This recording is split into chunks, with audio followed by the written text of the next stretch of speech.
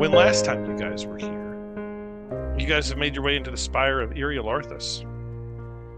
And when last we were here, you actually made your way across a invisible bridge. After dispatching with the floating brains and exploring those chambers, you left the ballroom area and made your way across an invisible bridge to an adjacent tower that is part of the spire, and found your way into another room that, boy, it did not fully load. Oh, there it goes, finally. In the other room, as you made your way across that bridge, you found yourself in a mirrored chamber. Your reflections danced over the mirrored surface of this chamber. 11 alcoves extended from the walls like the points of a star, each one narrowing to a niche where gently a glowing crystal is mounted 5 feet above the floor.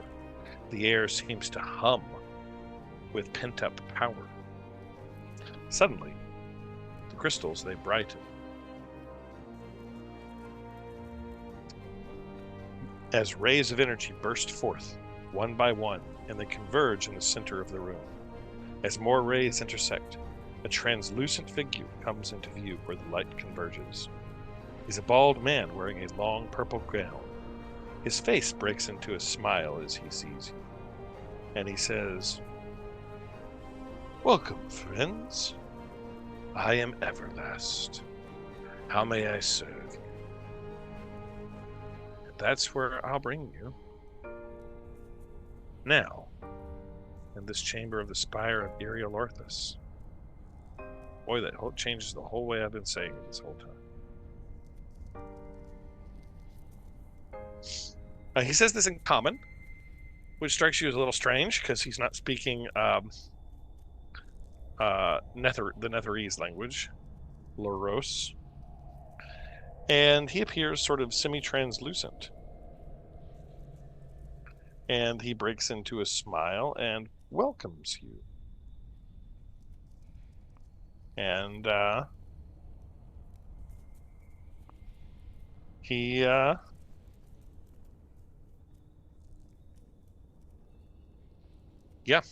that's what you see.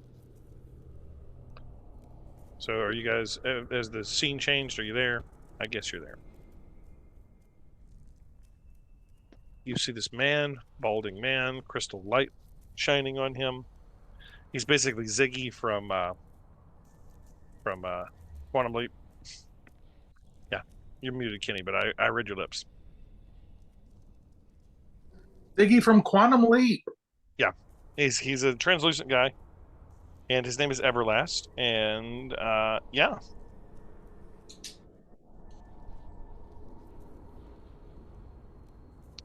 He says, "How may I serve you?" So is he like? Does he resemble the hologram that we got our sick robes from? Like, is it sort of a magical hollow presence? Kinda. He seems to have intelligence. Kind of like that. He doesn't command space spiders. He actually comments on your robes. He's like, "Those are very, very nice." Oh, I see you've been given robes of extra-dimensional spider silk.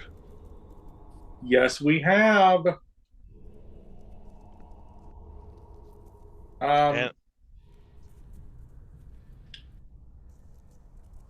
I'm going to ask him if are you in charge of the spire here? Are you? he says, "I wouldn't say in charge. I was left here to guide in assisting in the city's restoration." Okay, so you want to bring the city back online.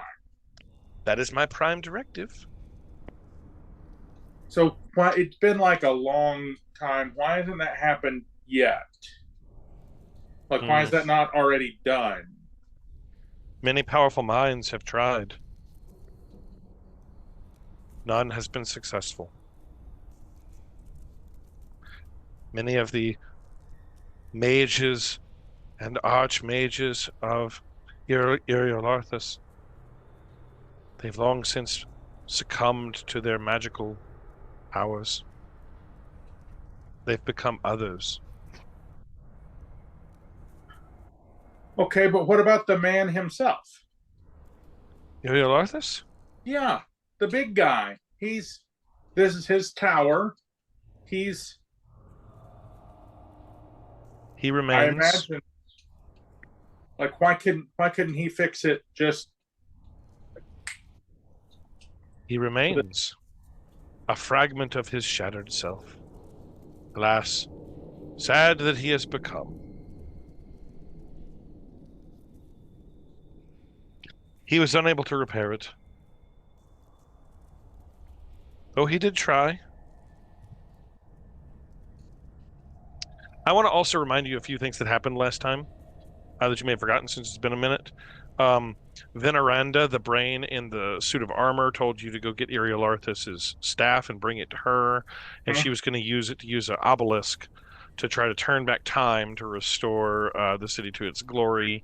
So you've been tasked to find the staff of power and bring it back to her.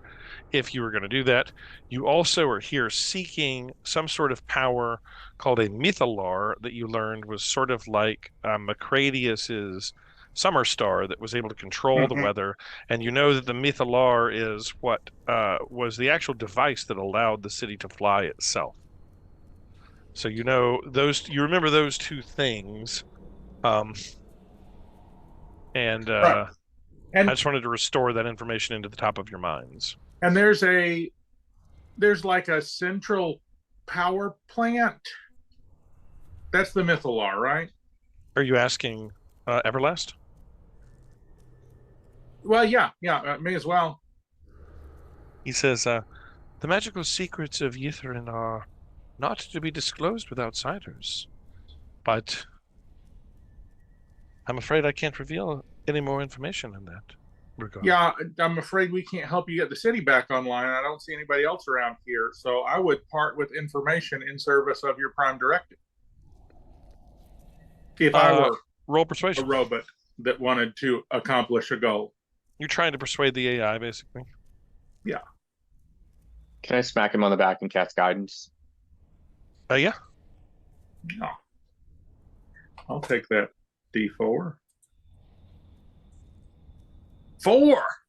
14. 14. He says, well, yes, the Mythalar was the central power plant of the city. It could be accessed by any of the archmages of any of the schools of magic through through access at the chamber of the Ebon Star. One would simply use the chamber of the Ebon Star to enter down into the chamber of the to lower themselves down to the bottom of the spire into the chamber of the Mythalar, attuned to the magical power of the Mythalar, and they would be capable of using it to drive the flotation of the city, to move the city to where it wished. You did so by, and he notices some blathering and sort of says, uh, "I'm afraid I can say no more." So what sort of information do you have about the current state of the city? Like, can you tell, is it fixable? Is that a thing that can even be done, assuming that relevant parties knew what to do and did it? He says, "Unknown. I've seen the city fall into its crumble. I watched Larthus crumbled into dust, and his apprentices transformed into the others. I do not know if the city can be restored. In fact, I'm thankful to see your faces. You're the first new people that I've seen in centuries. It's quite boring here." So, if I remember my history correctly, the city fell when the magic failed, right? In ages past. Unknown why the city fell. Hmm. Professor Scott, come out here. Professor Scott comes out. Yes! Professor Scott, so I remember reading in a scroll that the fall of the city was connected to the failure of magic at one age. That Professor has Scott since looks at you and returned. Is says, that right? Professor Scott looks at you and says, Red, are you sure you read that? I heard it. Maybe Are I you sure? maybe I fever dreamed it. I don't recall. Can you is that have I got the right gist of it Yes, or am I off?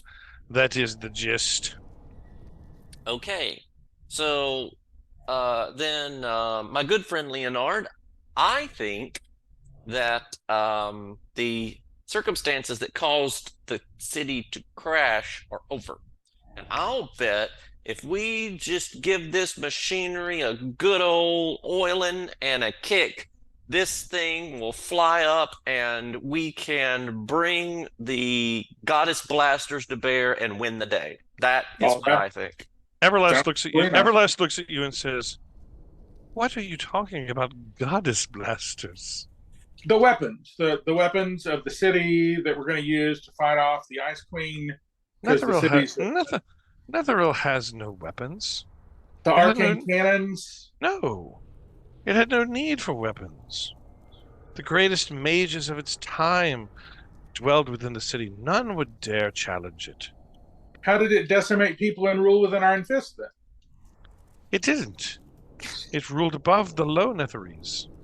The high Netherese lived upon the floating cities such as Yithrin, and the low Netherese lived below on the ground, farming in their subsistence life. But they had no access to magic or power. They were like ants to the high Netherese above. There were no need for weapons. They dared not be challenged. Hmm. Where are you hearing of weapons and blasters? It just seems like a thing that one would have if one was trying to rule and or protect the world. It was not necessary. I find it frankly hard to conceptualize of an existence where I don't have lasers and blasters if I have a flying city. But that's You are a robot. And you did, if I'm not mistaken, you did come from the Great War. Absolutely true. So I suppose it would be hard for you to conceive of a world where weapons such as this would not be necessary. Okay, so assuming there aren't giant weapons, what are the odds that some vaguely magical people such as ourselves could get the city back up and running if we have access to the tower from our ritual of the arcane dad? Unknown. Many powerful minds have tried and failed. But Did they get this far? When's the last time somebody talked to you about this problem? oh, it has been centuries. Uriel Arthas tried for. I can't call him that. Uriel Arthas has tried for centuries. Now he just mumbles. What sort of Now shape is he in right now? He mumbles in his madness. He dwells here. Have you not met him yet? I don't think so. He's at the tippy top. He watches all in the city. If you've not seen him, I can assure you he has seen you. Don't love that thought.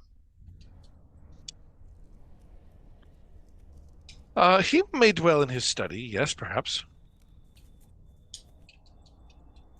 Oh my God. What if Zerbaxa is really the guy who runs the show and he was just like being everywhere all at once or something? I had the same thought. I don't know who Zerbaxa is. I believe that's a drug. Okay. Zebuxaruk, what was his name? Xeraphon. Oh, Xeraphon. Everlast tells you he doesn't know who Xeraphon is. Yeah, well, I don't know that we do either. He escaped from us. Yeah, that's right. We have a rogue xylophone wandering around the city, free range. It's probably not a Yeah, good thing. a free-range xylophone, probably not the best, honestly, if I had to hazard a guess. Hmm. Hmm.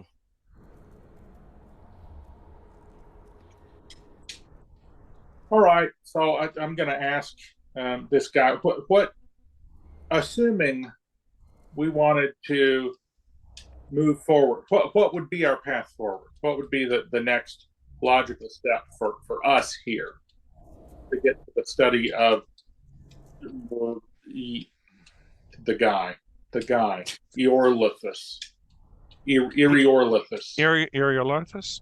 He is here. He made well in his study.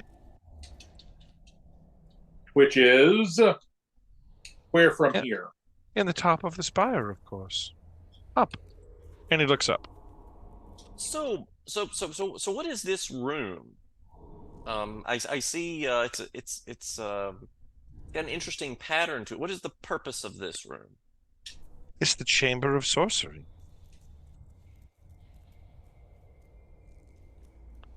These energy crystals allow me to manifest. You've woken me up. Okay. So this is a hologram room. I can manifest myself anywhere inside of the spire now. Wait, anywhere? Yes, of course. Oh, that's wild. As long as the crystals in this chamber remain intact. Interesting. Do they have the ability to project or record something else? Like, for instance, if I wanted to use one of these crystals to project myself back to the ballroom, could I do that? I don't think so. Just as a neat trick. Okay, so they only work for you. They're programmed to manifest me. Interesting. So what level of insight do you have into the city? Like, can you tell what stuff is happening where, or? I know what has happened and what has become of the city. I don't have vision to everywhere. But if you manifest there, can you see what's happening there? I can only manifest inside of the tower here. Oh, just inside the tower. Okay, never mind. I think that's less helpful. I thought anywhere. Oh, in the spire, not in the city. All right, Yeah. I now listening comprehension got me there. Yeah, basically these crystals allow him to manifest as a hologram anywhere inside of the spire. He's like the virtual library assistant. Okay, but you could tell us how to reset the reactor core? I'm afraid I'm not allowed to reveal the secrets of the city to outsiders. Okay, but could you point at stuff and like indicate indirectly to us what to do if you want this to come back online? He thinks about it for a moment, and then he sort of says, "I'm not allowed to manifest. I'm not allowed to reveal secrets of the city to outsiders." Well, What It's if you almost just as if sort of lazily it's almost as if gestured? It's almost as if the tape deck kind of replayed, like. You get the sense that he's an intelligence, but he's definitely an artificial intelligence. Mm-hmm. So he's not like a person trapped here forever. No, he is like a artificial. He's like an AI, and it's like you've run into some of the barriers of the AI. Like he's programmed to try to assist Eriolithus in bringing the city back online, but he's also programmed to not reveal any of the secrets of the city to the outsiders. Okay. So you managed to get him talking a little bit. What has Eriolithus tried before? Many things. Has he tried has he tried any spells or any techniques on the obelisk that is outside here? He says, the obelisk was damaged in the crash. Eriolithus brought it here as sort of an emergency backup system. And he catches himself and says, it was an emergency backup system should the city fall, to be able to rewind the time to bring it back. The obelisk was damaged. Even to try to work with it could mean certain death. Danger surrounded it. It would be unwise, I think, to attempt to use it. Define danger. Danger, injury, harm, death, bringing about wounds. Define un- danger in the un- context of a crashed city where all of the remaining inhabitants have turned into have just gone crackers. It seems magic very magic relative. monster. Yeah, there's that like how much worse could it get for Yithrin? Yeah, in Magic Ice Bioshock Land, like where does this go from here? Like what are we legitimately Does it tear a worried? hole in the space-time continuum? What does it do if things go Rip open time, create a sphere of annihilation that would destroy your existence from ever having been or ever having was, Would and transport you into a dimension of everlasting pain or joy? Let's not be pessimistic. You asked to define danger. Oh, that's true. I did. I stand corrected. Or it could just explode, dealing, and he thinks about it for just a minute, like the wheels are turning inside of his head. Then you see the grinding, just like. Or it could just explode, dealing 38d6 damage. So were there mages that would be better equipped, or that would have been better equipped to activate the spire of dubious outcomes than Eriolarthus? Is there a reason why there was been... no greater mage than Eriolarthus? So it would be a matter of pure hubris if some other mage had the idea to try to do it. Well, they would first of all need Eriolarthus' staff of power. Oh, of course. Even attempt. Assuming we found a copy of the, because we wouldn't take that one, of course. Yes. Assuming one had it, then yes, they could attempt to activate the obelisk, but to do so may bring certain death to the very person that was activating said obelisk. Indeed. Well, this is purely a thought experiment, of course. Just feeling out the city. Yes. Interesting. Very interesting. And like I'm just sort of curious. I know we talked about sort of what the plan was, and how that maybe didn't work out so well. But like, what would have been like if nothing else worked? Like if there was no other solution, what was sort of the plan of last resort? The obelisk, and you just poke it with the staff, and then maybe it turns back time and fixes things? The obelisk was the plan of last resort, but... Okay. All right. No, just checking. Like, that's cool. Is there like a user manual for it?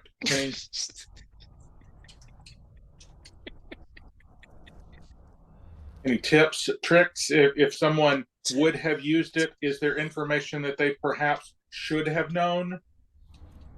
He thinks for a minute. Unknown. Okay. All right. Has anyone tried the obelisk to date?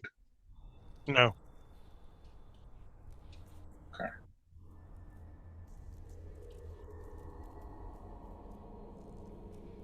All right. But they tried a lifetime's worth of stuff that has not worked. We're pretty sure on that. Correct. Okay. And driven themselves insane in the process, I might add.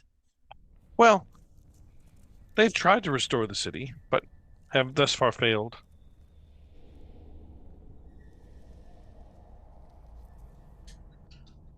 All right. I think Leonard has enough information to take a stab at a terrible plan. Leonard's like, well, they've tried everything else. I'm going to go with it. Yeah. I mean, I don't know much about magic, but I know about machines, and this is the only pathway I have to reboot the machine is to rewind to a time when it worked good. So I wouldn't mind sort of having a group huddle on this, but I'm not sure I want to do it in front of this guy because I'm not convinced that this guy isn't, or this AI isn't a agent of some description of Iriel Arthas. But he can be anywhere in the spire, so how do you get away from him? How do you have a secret conversation? You can't. Yeah, I guess that's kind of true. So anywhere. So if we try to use the time obelisk to bring, he says to you, I really cannot advise strongly enough that I would not do that. We're just thinking out loud. We're just thinking out loud. If you do, how far back can you stand from it? I turn to him and say, I tell you what, can you divide by 0 for a little bit? We're talking.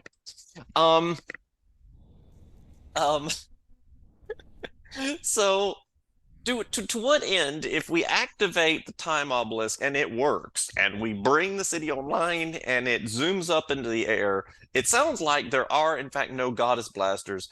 What does that, like, it's cool, but does that help us with a reel? Like, do we crash the city on top of a reel? Because it sounds like our choice here is to use the power that would power the city to power the weather begone machine.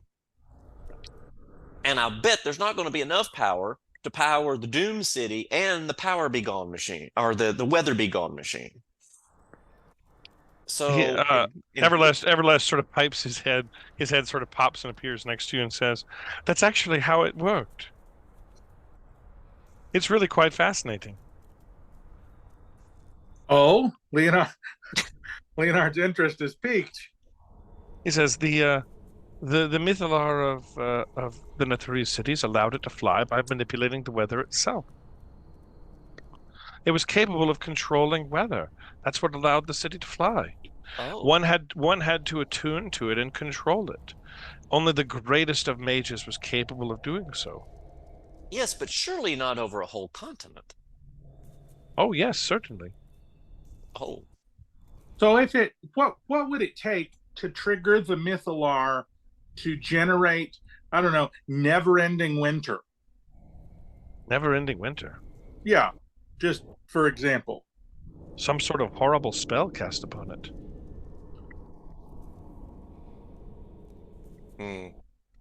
So if somebody was down there and casting spells on it, like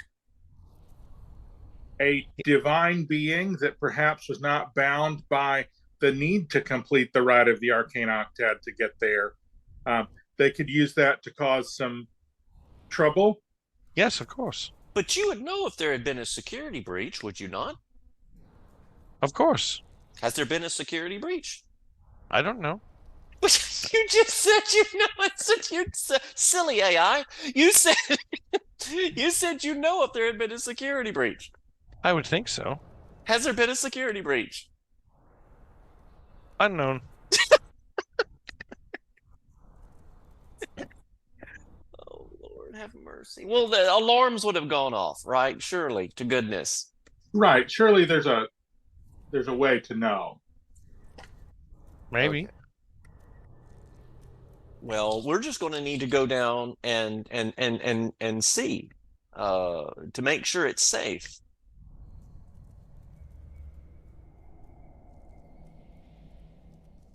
Okay. Where is the nearest maintenance corridor? I'm afraid I can't reveal secrets of Ithran to outsiders. Maintenance isn't a secret. Maintenance is a basic function of continued existence. I'm afraid I can't reveal Ithran's secrets to outsiders. Roll perception. So I don't think... Everybody roll perception. I'm gonna cut this off.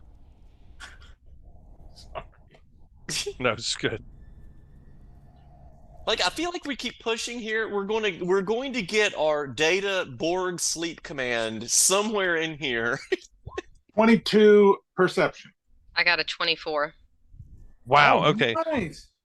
So the DC on this was DC 20, just so you guys know. Wow. Yes. As you were sort of looking around the room here, and looking at sort of like where to go next, or like, is there an exit to this room besides where you came in from? You notice in the ceiling high above you, there is what looks like the outlines of like a hatch 30 feet up. A directly maintenance above you. grate.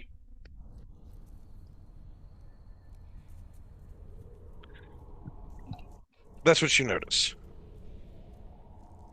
Leonard, we found a Jeffrey's tube. Uh-huh.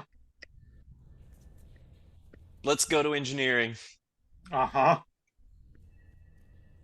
Leonard is down. So what are you doing? 30 feet above you, there is sort of a hatch-like area.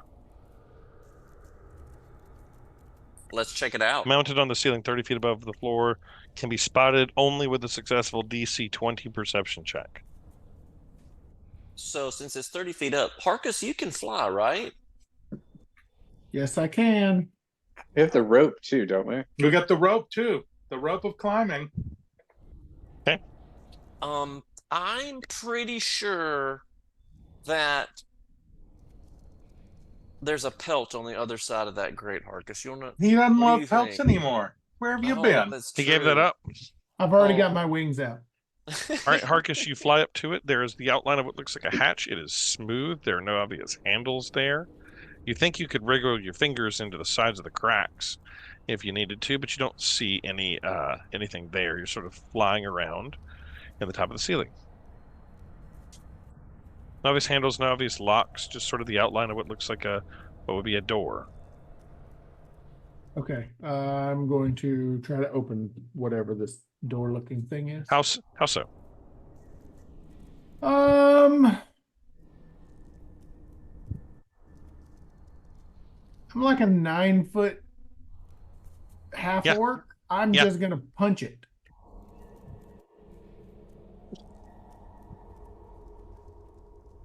Make me a strength check. Okay. Do. Oh, come on. Yeah, it doesn't give. All right. So I can't fit fingers into like little crevices. Oh yeah, you could. Yeah. Oh, well then let's try that. Are you gonna just try to pull it open? Yeah. Make me another strength check.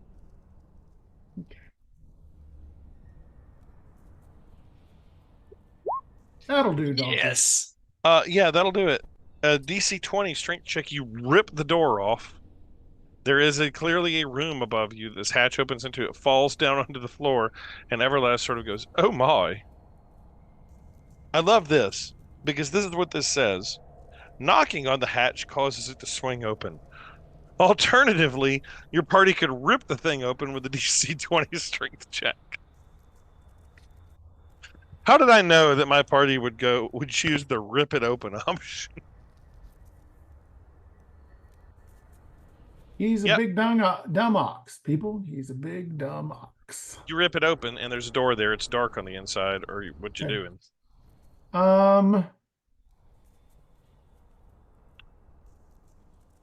gonna ask if anybody has a light. Because if not, I've got fireballs. I can cast light on something. Okay. What would you like me to cast it on? What about the end of this rope? Done. Put the rope up in there. Mm-hmm. I'll reach out and touch the rope and cast light. Okay. You see a glittering half oval, which looks like frost up in the ceiling there.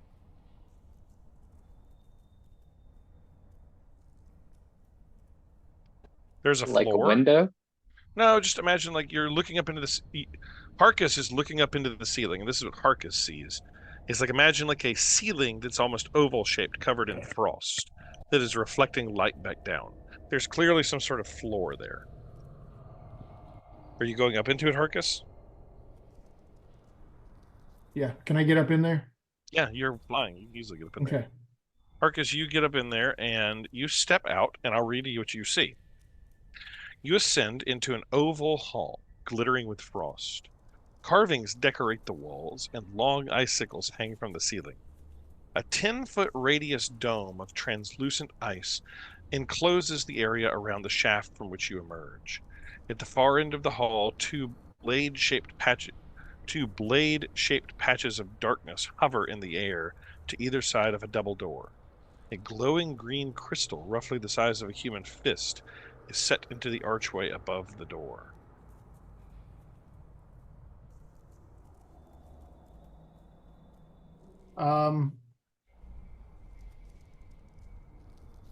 Do I see anything else in the room that perhaps I could tie a rope to? No, there's absolutely to like allow people up To climb on the up, bottom. yes. No, there's nothing. You'd have to hold it, or it's a rope of climbing. It can just sort of hold I itself. guess it just hovers, doesn't? But can Yeah. it sustain? Yeah, it can sustain their weight. Yeah, it can sustain itself. It's a rope of climbing. It doesn't have to be tied to anything. It's just Okay. magical ladder. All right. Well, I'm going to look down and say there's a glowing orb and two sword-shaped things up here. Yeah. And see if anybody wants to climb up.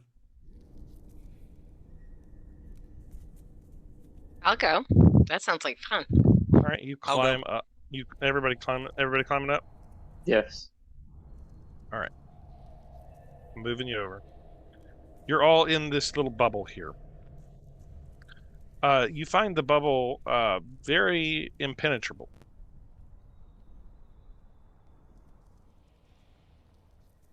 Okay. Sort of surrounded in this 10-foot bubble.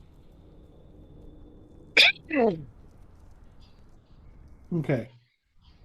Can I go up and tap on the side of the bubble? Yep, it goes dong, dong, dong, dong, dong.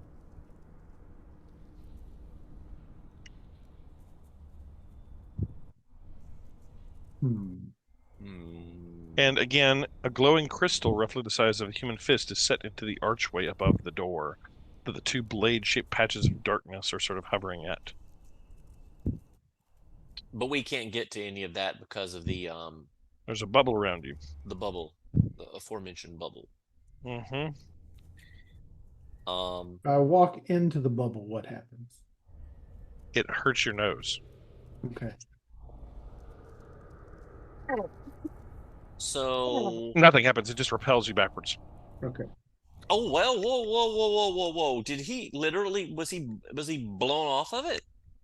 No, he just sort of like, it's like walking into an invisible wall. Like, Okay, bong. so do I get a sense then that this is a magical edifice and it is not just like glass or some sort of Yeah. really tough crystal? Yeah. You think?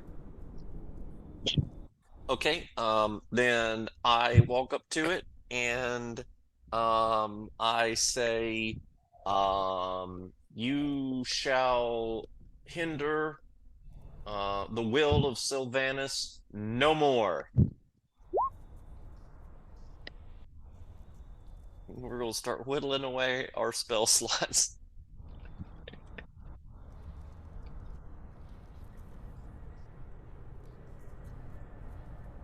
And I'm going to see if that has any effect.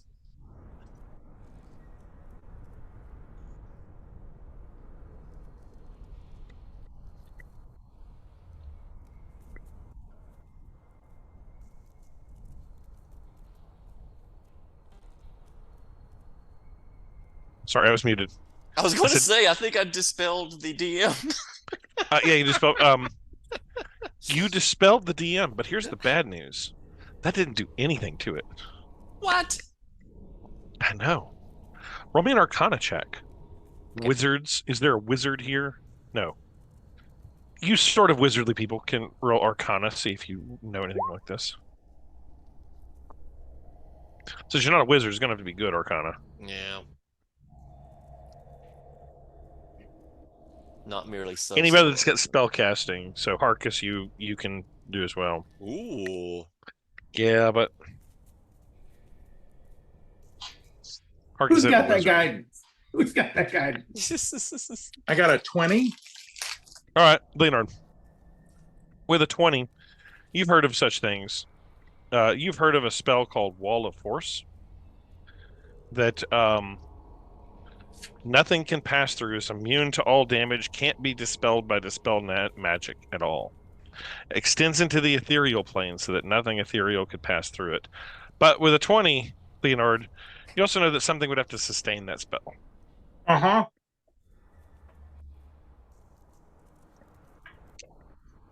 But that something could be inside it. Could be. I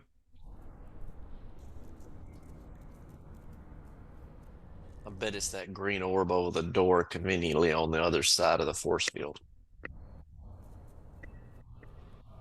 Which is unfortunate.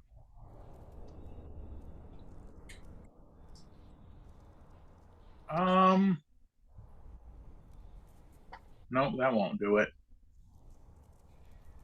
Completely impenetrable, you say? No, well, Meaning that something cannot pass through it from one side to the other. it is immune to all damage, can't be dispelled. We're going to have a little bit of a physics debate here. Well, no. Is there any object inside it?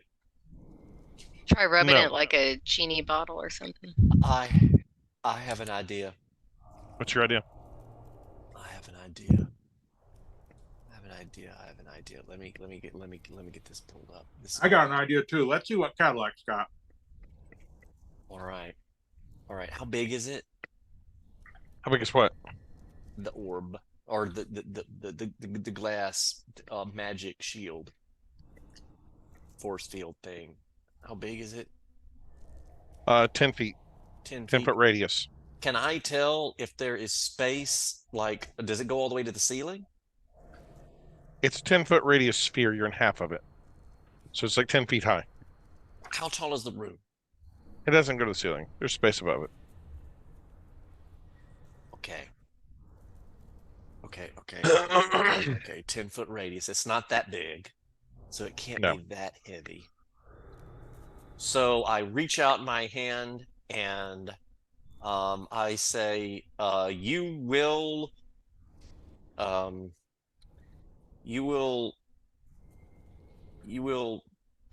goodness gracious! What's a good way of putting this? You will contest the will of Sylvanus no more. And I use my ring of telekinesis to attempt to lift this and fling it off of us.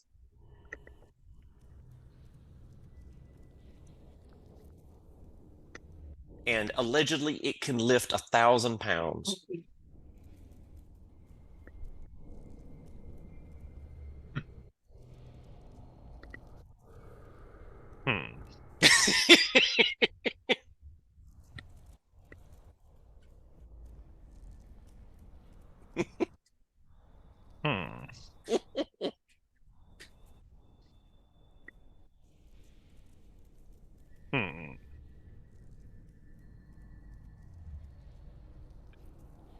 Okay. So you're going to try to lift this invisible dome. Correct. I'm going to try to lift it up and then throw it off of us. Hoping that it is not cuts through the floor. That it Just lifts us with it. Yes, that is true. that you lift yourself. You notice that you're floating up in the air now. Jeff, I want to, while we're floating up in the air. Convince me that this is going to work. Okay. What are you going to do, Leonard, while he's trying to, or do you say anything, or how do you? No, I'm just along for the ride. I No, feel the ground. No, Cadillac, as you're doing this, what do you say anything, or what do you? Let's see. Are you shouting that the will of Sylvanas? Yes, the will of Sylvanas compels you. Yes, that's exact. And I just keep shouting that over and over and over again as the So ring you're is glowing green. okay. Um, As you shout that, the spell doesn't work at all. Like you don't lift anything off of it. But as you're shouting, you notice that the crystal at the top of the chamber kind of flickers a little bit, and as it kind of flickers, the wall sort of like just a bit. You're not able to lift anything because it's not like a physical object to lift. It is just a force. It's like trying to lift gravity. Like I'm not sure how, like because it is a wall of force. So it's literally like, how does one lift the magnetic field? You know. Do, hmm.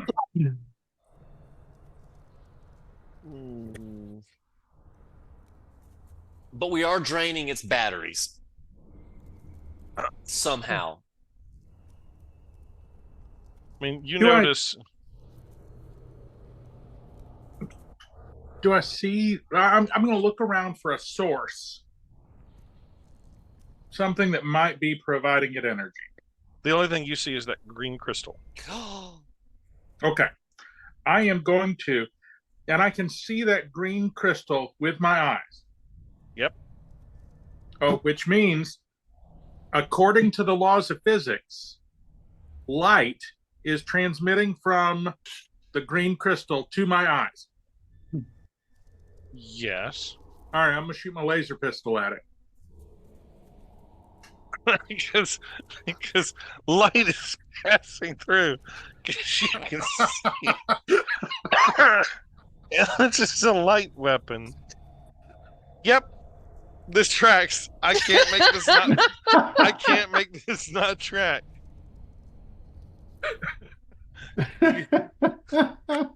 What I want to say is, the laser beam bounces around the room like mad.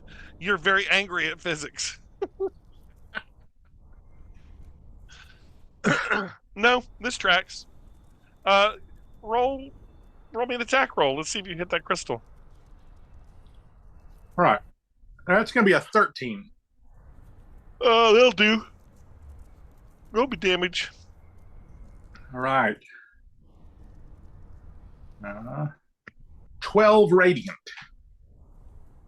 You blow the crystal up. Sweet. The wall of force around you disappears. It's gone, and you solved my floating crystal magical dome puzzle. Oh, I love it. We're so full of smartness. Yeah.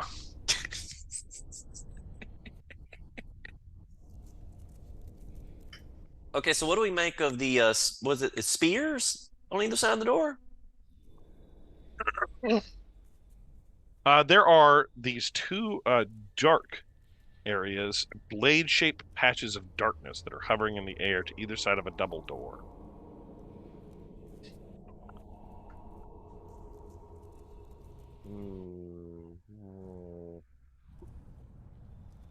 That seems ominous.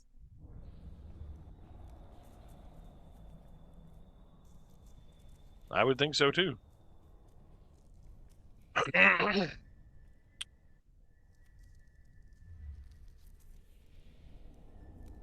Ooh. Ooh. Ooh. Ooh.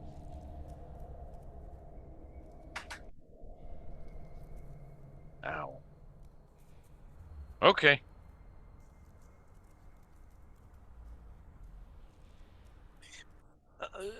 Do we before we provoke the blades of dark omni, do we? Is there anything else to be gleaned from the room and the details in it? There are like carvings on the walls. What are they of? Wizards. Wizarding. Wizarding. Everlast pops up next to you and says, "Oh, I see you've encountered the living blades of disaster. Good luck." And then the hologram pops away. Is he just gonna follow us everywhere? He pops up again and goes, "Probably," and then disappears. I guess we're just gonna have to fight these things. Unless they're going to ask us to solve a riddle.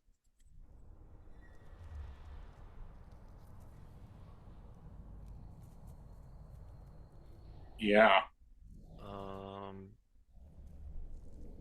And I don't have any ranged things other than Sunbeam, but I kind of don't want to waste it on these things.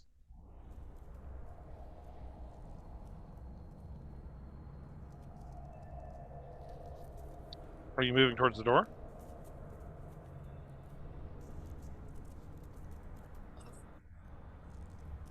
You know what? Yeah. Yes. Yep. Harkus is I'm moving. just gonna, yeah.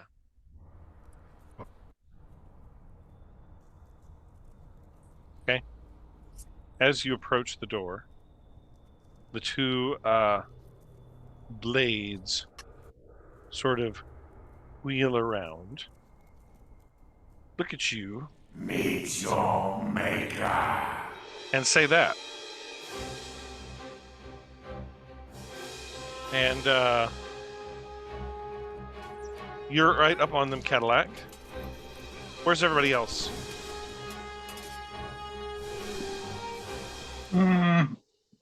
I'm pretty close to Cadillac. All right. Put your characters where you'd be. Because I definitely stepped forward in victory after getting out of the bubble. I was like, oh, look, that wasn't so bad. All right. Everybody roll initiative.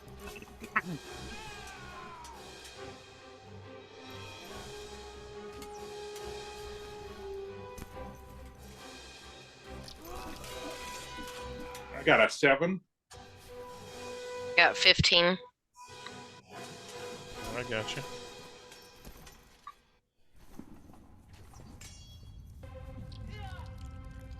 Seven and 15.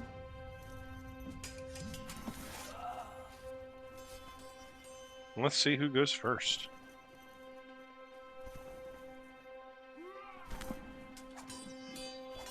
Sorry.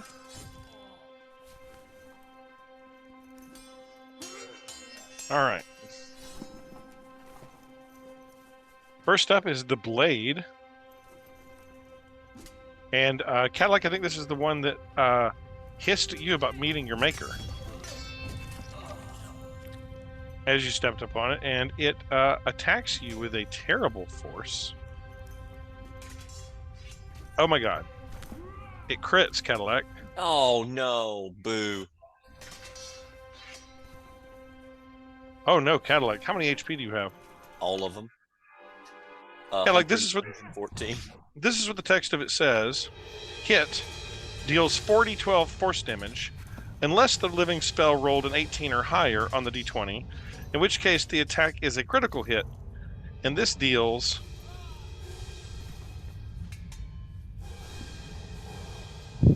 12d12 damage. Cadillac, you take 85 force damage. Oh dear. Oh dear. Oh no! Oh no! Cadillac steps forward and it says meet your maker, and Cadillac goes, "Ooh." I think you all just hear Cadillac just These things mean business. Ordella, you're up. I mean, that's not scary at all. Okay. These things are horrifying. Yeah. Sounds like it. Gee. Okay. I'm gonna get my dancing longsword out for one, so that can help. And then I'm gonna try to hit it. I'm getting Okay. it for you. Which one are you going after? The one over here by... Yeah. Yeah, the one in front of Harkus. Okay. I hit it with a 22. That hits. Yay.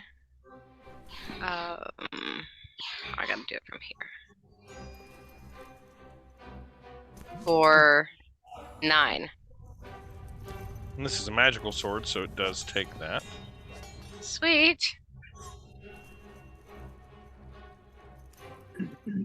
All right. Ooh, I can do it a couple more times. Yes, you can. 17. Hits. Yay. For 10. Okay. And then one more. Okay. 12. Miss. Oh well. It's all while it lasted. It is the other living blade. What is your dex, Harkus? Plus what? For saving throw or just like No, just your dex plus plus bonus. 3. Plus 3. All right, y'all have the same dex. Roll me a dexterity check. See who goes first between you and the sword. Oh, Not a it's crit. saving throw, just a check. Yeah, it rolled a 23. That was not 23. That's not a 23. 22 to hit. That hits. Yeah, that is 16 on the die, so that's not a crit, fortunately. In this case, Harkus, you take 26 force damage.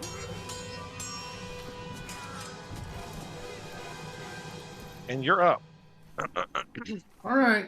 I'm going to smack at it with my staff. That hits.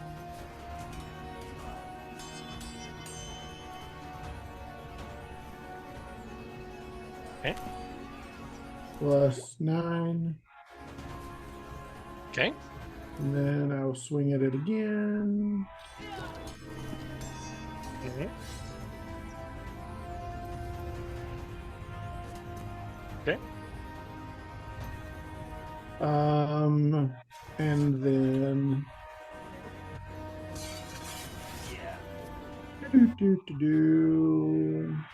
not sure how you can unarmed strike a living sword. So Are your fists magical? Nope. So Your fists don't count as a magical weapon? Hmm. I think they do at a certain point as a monk. Like your unarmed strike becomes magical.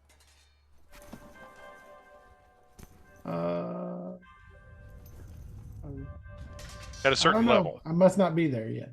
So, all right. I'm just going to I'm going to spend a key point and disengage. That happens at level 6. Monk's unarmed strikes count as magical at level 6. Oh, really? Okay. Well, I guess I can unarmed strike. So you can unarmed strike it because your fists are like magic fists. Okay. Well, then let's flurry of blows it. You are punching blades. This can't happen at level 1 through 5. So I'm just saying, like, let's punch a sword. Yep, you hit it. It blows my mind. You hit it again. Okay. And Okay, anything hit that else? a lot of times, and that thing is still there. It's still there. No, that's all I got. That's all of my. Cadillac.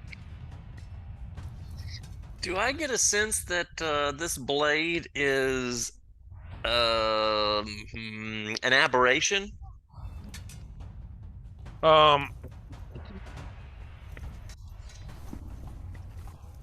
It's more like a construct. Construct. Okay. As a bonus action, I am going to cast Branding Smite. And then I am going to take a swing with Dust Crusher.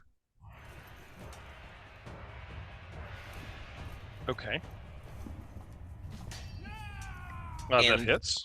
And then I'm also going to use my Divine Smite. So that means I can expend a spell slot to do an extra 2d8 plus 1d8 for each spell slot higher than the first. So I'm going to expend a 3rd level spell slot, which will get me 4 extra d8. And I have improved Divine Smite, which adds another d8 on top of that. So that means I have an additional total of 5d8. Ooh. You're bringing down all the fury of Sylvanas on this thing. All right. Ow. It's not dead. Okay, and then we're going to do it again. All of that again? I'm going to try to. So let's see here. There's Branding Smite and... Please tell me that hits. No. Oh, shit. Oh, I'm going to die. I'm going to die. I'm going to die. I'm going to die. Actually, no, I'm sorry. AC 15. Yes, that does hit. Oh, thank God. Thanks, yeah, Sylvanas. that meets. I'm sorry. Okay. Apologies. Okay. So, then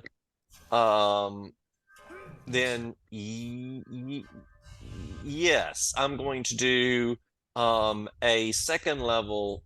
Well, no, I've already done. I can only do 1 bonus action per right? Or can I do? No, I can do 1 bonus action per turn. Okay, so then I can't do Branding Smite again. No.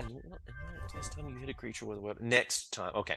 So then I'm going to go ahead and I am going to do the Divine Smites, and so I'm going to expend another 3rd level spell slot for 5 more d8,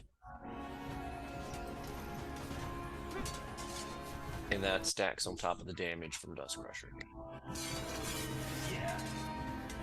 Okay. It looks bad as you've sort of beaten the light out of it. Still floating there. I'm gonna die. That's all I got. Leonard. Right. Go to these.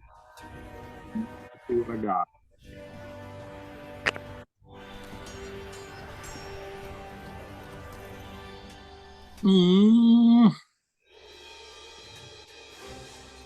Okay, I am going to cast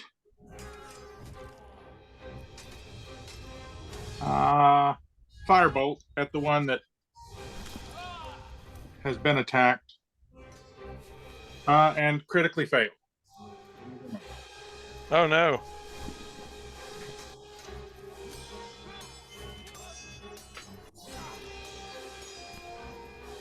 Okay.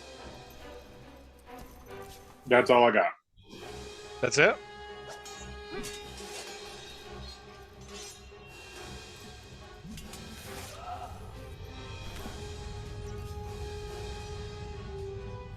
Okay. Zarya, you're up.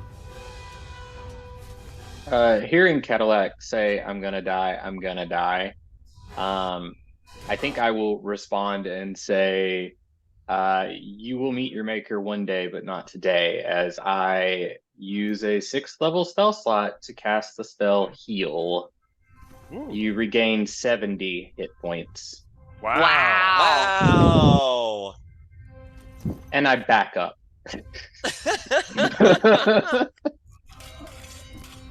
I think that's all I'm doing.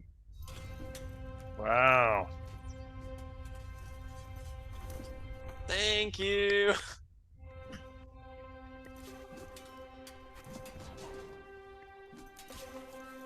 Okay.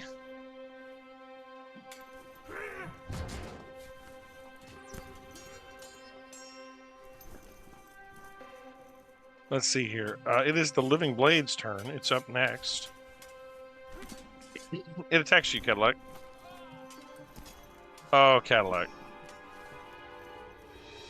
It rolls a 7. That is a critical miss. Yes. Ordella, you're up. Okay. I'll use my dancing long blade again. Tease. 25. 25. That is a hit. For 9. Another Which one? 25. Oh, sorry. Yep, 25 hits. Okay, to the same one I've been attacking. Okay. And that one is for 12. That will bring it down. Oh, sweet. Oh, this one. Okay, I thought that was a 1 at first. And then I guess I'll go to the other one, a 15. Okay. Does that hit? 15. 9. 15 hits. Yay. 15 minutes. For 9. See how many it's got left. Okay. It's still there. Okay. All right.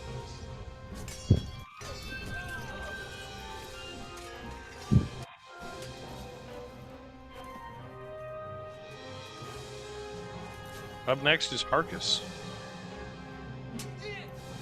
Okay.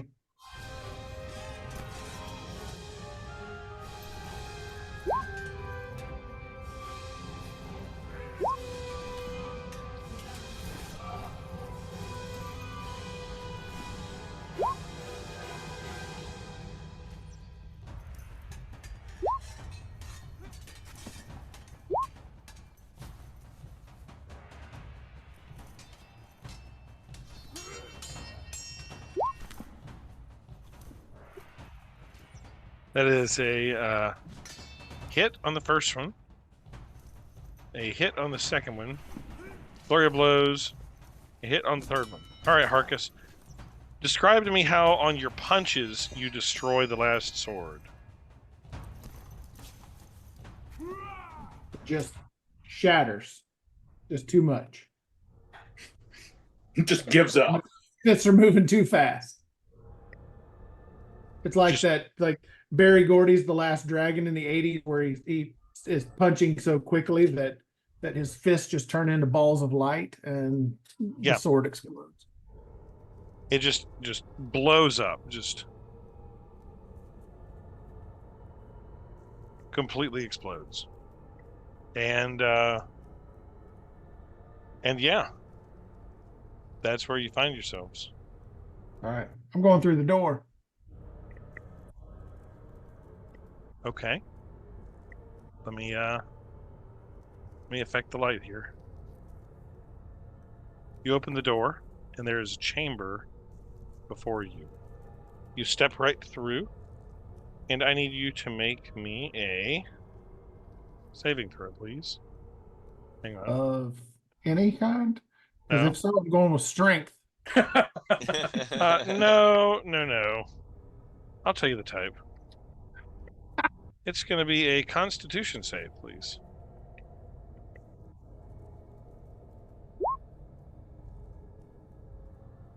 That Harkus is not going to do it. As you're passing through, Harkus, you feel yourself hardening up, and your skin becoming hard, and your flesh is becoming stony. You can't move. You're strained. Your skin begins to harden around itself, and all of a sudden you are stuck there. And your skin is turned to stone. You're petrified. Does it help that I'm cold-blooded? Well, you're not. We'll just say that you're. Is it terrible? No, I've it come doesn't on. help at all. As you've been hit by some sort of spell, you guys see Harkus running the door. No, I have advantage against spells. You have advantage against spells? Yeah, okay, roll it again. Yes. Roll it again. Some sort of spell trap. Oh, that was worse. Yeah, you're still fucked.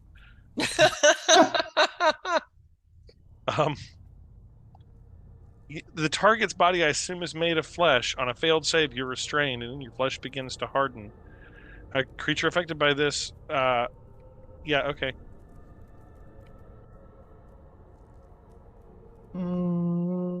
You're What still do I there, have but that your can help flesh me is all here? hardened.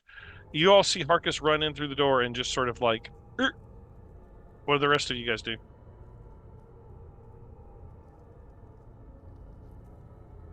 Well, I'm not going through the door.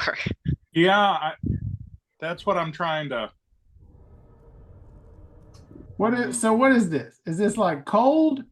Did you like make it all the way back through the door? Or No, you it's standing in the like door, you're, or- it's Stone? like you're hard. Like your skin is turning like into just rock. petrified, or okay, like You know, like imagine the I know. Stone Man's disease in Game of Thrones. like a bird on a I'm boat. being Into a statue. tutified. You're being tutified. Oh no. Yeah, that's what I was saying. I was like, not again. Oh no.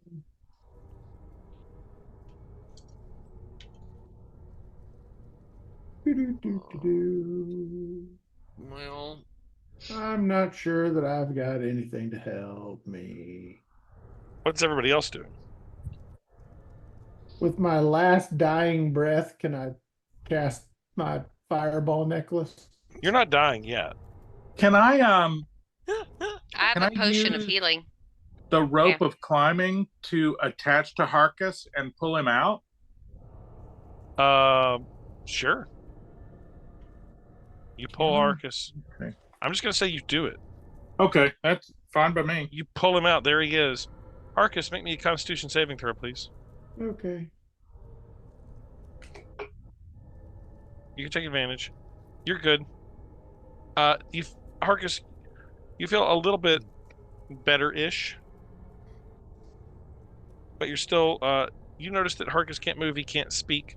His skin is hardened and has some rocky-like features on the outside of it. I'll reach out and touch him, and I will attempt greater restoration. That's a good question.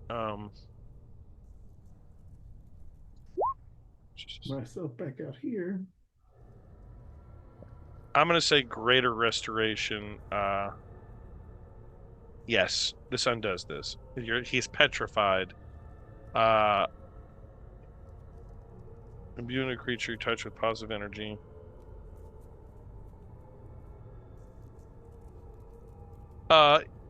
Yes. This breaks the spell.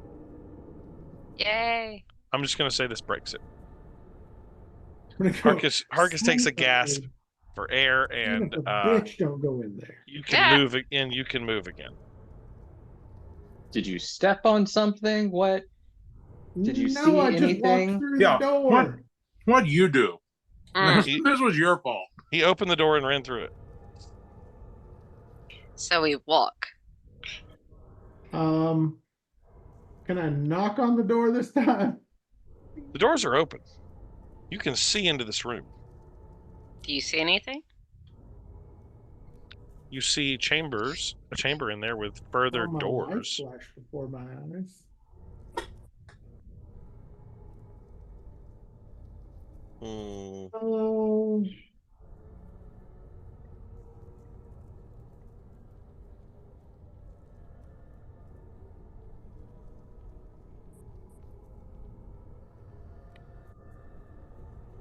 Well, you guys solved the green crystal in the dome puzzle. Come on, you had to know there were going to be some traps in the final dungeon. Particularly mean ones. Do we see anything through the open chambers? You see several doors down multiple little alcoves. There's writing on it, but it's too far for you to sort of read what it says. Or symbols of some sort.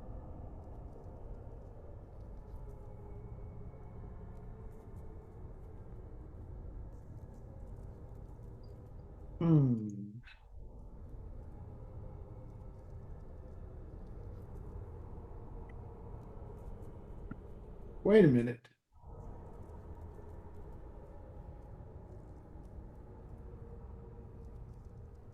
Can the robot go in there? If Ooh. somebody puts a rope on me, I'll try. Well, I can always telekinesis you back too. So I could pull you back into the room as well. I believe I and I don't want to sort of metagame this too much, but seems like if I think that this is a skin problem, Happy to try. So Harkus, where were you exactly when you, like, how far in did you get?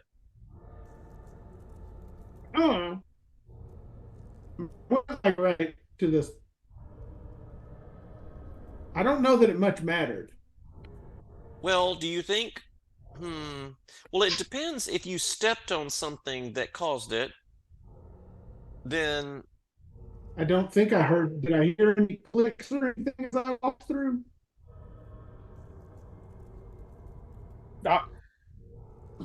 I'll gladly do it. I'll gladly walk in and see what happens.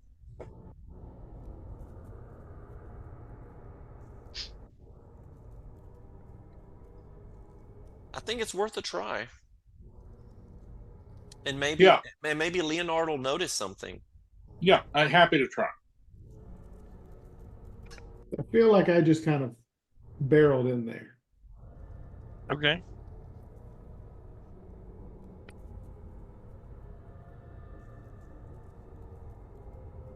So, Leonard, you're walking in? Mm-hmm. Leonard, are you a construct? Hang on. Are you a creature? I am a creature, but... Is your body made of flesh? No, absolutely not. It doesn't seem to bother. I have an ability called Constructed Resilience. I do not need to eat, drink, or breathe. Immune to disease. Do not need to sleep. Magic can't put me to sleep. I have advantage on saving throws against being poison, resistant to poison damage. I don't think it affects you. You're able to walk into the room. Okay, then.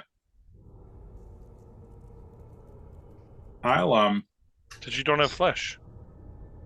walk into the room. You walk into the room, Leonard. Mm-hmm. Now, I was only saying that after you've done it. So basically, if you had failed that, it would have happened. But no, that's fine. But yeah, it doesn't affect you. You're able to walk into the room. Oh my Leonard, goodness. as you walk into the room, you see there are 8 doors. You recognize. Make me an Arcana check, please. Hang on, I just exploded a beverage. Okay. Leonard's in the room. What do the rest of you do? Hey, man, there's a beverage in here. There's a beverage in here. Okay, so what am I doing? You're gonna make an Arcana check when you get a moment. Okay, I got him. When I got Lebowski gets a paper moment to towels. secure the beverage. Take it easy, man. There's a beverage here. 10. 10 is actually the DC that you needed. Yay. You recognize that the symbols on each of the 8 doors represent the 8 schools of magic. Oh man. Okay, and I've got we've got the Arcane Octave. There's an inscription in Draconic on the door. I'm gonna have to use another charge of Comprehend Languages since I don't have my buddy Cadillac with me, or Zaria, who speaks Draconic. Yep. It says, "Speak thy master's name and enter." Oh.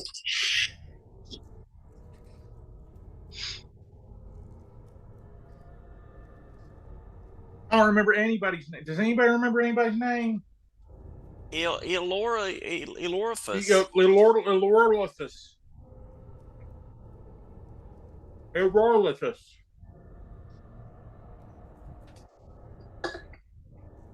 Which of the doors are you entering? There's one for abjuration, one for conjuration, one for divination, one for enchantment, one for evocation, one for illusion, one for necromancy, and one for transmutation. For the 8 high archmages. I know these names. Hang on. Who was the dude? Oh, hang on. Oh, I know one. Oh, hang She on. scrawled her name all over the walls. Let me look at my notes. I know I got this one.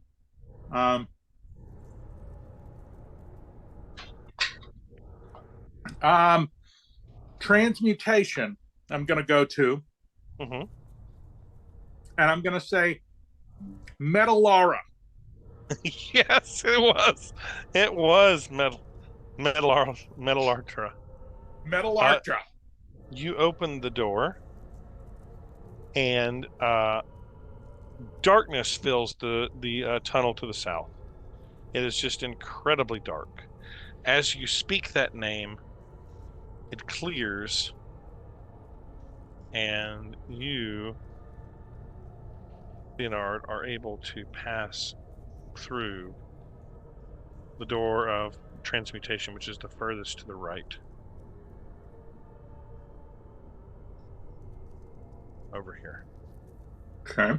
You're able to pass down that hallway. As you walk down that hallway, Leonard, you enter a very strange room.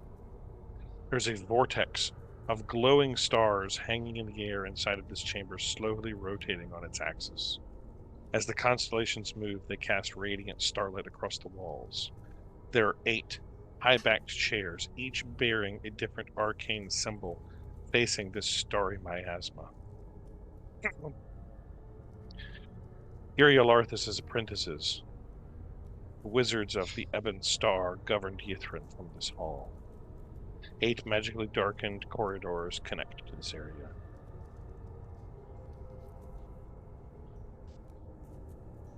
Do I see? I'm looking around for an off switch for the trap.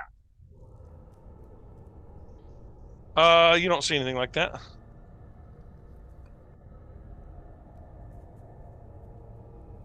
And I don't see anything like back through the door, like any way I can turn it off. You do not see anything obvious. Okay.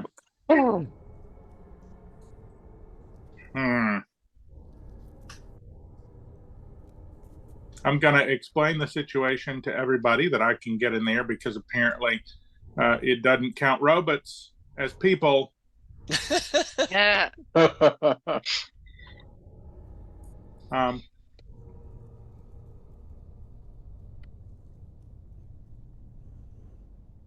And then can I feel like the vibe of something that would be affecting me, or just nothing?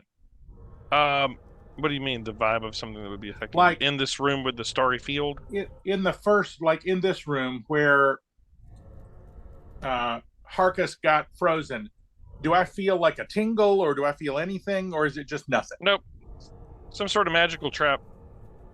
You could roll me investigation, see if you figure it out. Yeah, I do want to try to figure it out with my investigation roll of 23. Damn, son. Okay. You notice there are some strange arcane sigils that are carved into the ground on the floor right here. Okay, I'm going to scratch through them. How are you doing that? With something scratchy. Hang on. Just, I'm going to smash him with the Mace of Smiting, which has bonus against constructs. Yeah. Which I would argue floors are constructs. Yeah, I would argue the floor is a construct for sure. So I'm just going to smash the runes on the floor with the mace. Yeah. Yeah, absolutely. You smash the floor. And I'm going to tell people that they should, maybe one person who should try to see if it's better. I guess I could have disarmed it. I guess that would have been an option as well. Yeah.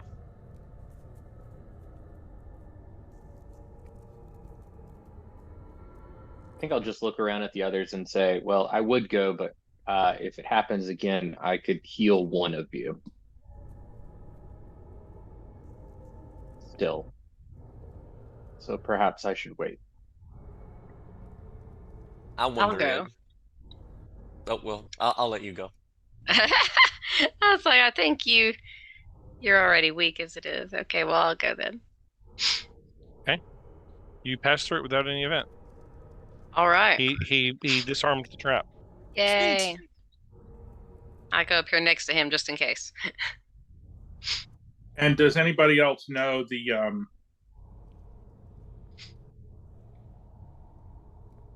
any other names? You know, can we open any of these other doors?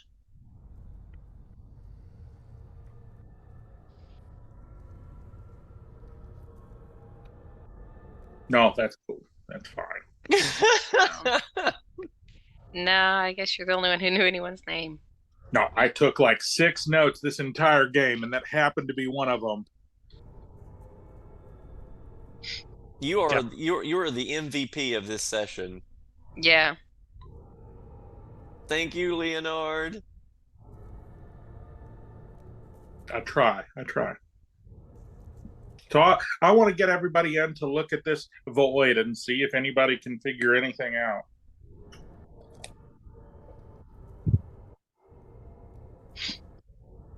Take us to the void.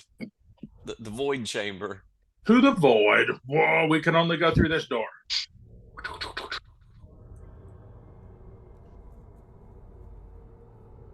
Okay, hold on just a moment. There we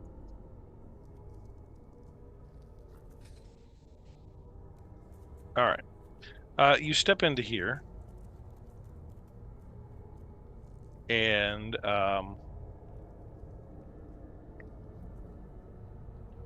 everybody going back there into the void? Yes. 8 high-backed chairs, each with a symbol of the School of Magic surrounding a field of stars. Billion Harpel is with you, along with Professor Scott, Flameskull. Billion is anxious to find Iriel Arthas' study where all of his most magical relics and spell books and his staff of power are. She looks at the chairs and she says, the 8 rulers of the city. These would have been the mages that we've encountered before, that ruled all of Ythryn. From here, from these very seats, they would command the very power. They would have access to the Mythalar from here.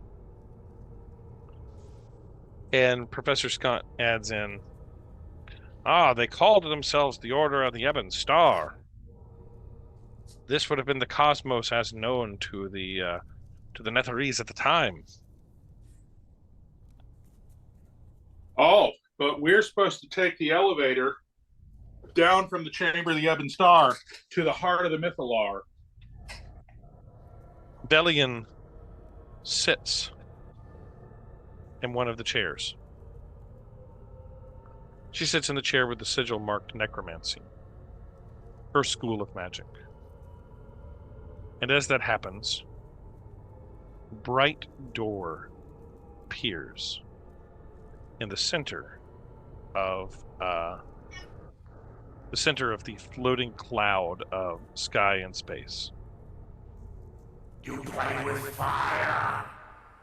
The door opens, and stepping out through the door, floating through the door, is a flaming skull with glowing bright eyes. And crawling around him are several other creatures that crawl into this room. And as he enters the room, as he sort of floats into the room, he laughs at all of you and says, well, one, he says, you're playing with fire, as the computer said. But I think he says, I've been watching you, and you dare reach this far into the chambers of Iriel Arthas. This will be the last thing you have ever done. as you encounter the undead floating flame-covered skull of the great now deceased or undead wizard who is before you now. And we'll find out You are no match for me.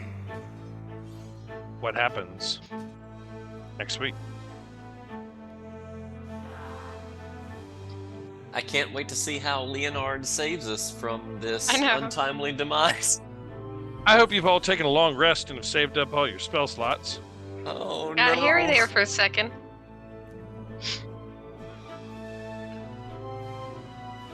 There are two pathways to go here. After you defeat Arthas, one is up to the skull, up to his study where the staff and all the magical items and things are, and another one is down to the Mythalar, and it depends on what you guys choose to do. Basically, the Wonkavator here takes you either way. But there's basically 2 sessions left. You've got to get past Arthas and then to whatever ends behold you. You reach the culmination as you have made your way all the way down here, and now you just have to deal with a goddess and death. All night, everybody. All good things. Yeah. Night. Good night. Good night.